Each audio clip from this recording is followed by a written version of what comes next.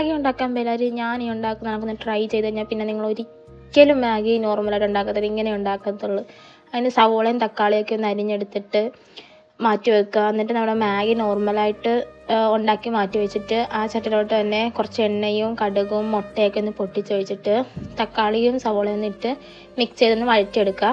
അതിനകത്തോട്ട് ഉപ്പും മുളക് പൊടിയും ഗരം മസാലയോ അങ്ങനെ മസാലപ്പൊടികളൊക്കെ ഇട്ടൊന്ന് മിക്സ് ചെയ്ത് എന്നിട്ട് നമ്മൾ ഉണ്ടാക്കി വെച്ച ആ മാഗി അതിനകത്തോട്ടൊന്ന് മിക്സ് ചെയ്ത് മാത്രം എടുത്താൽ മതി. ഇത്രയേ ഉള്ളൂ.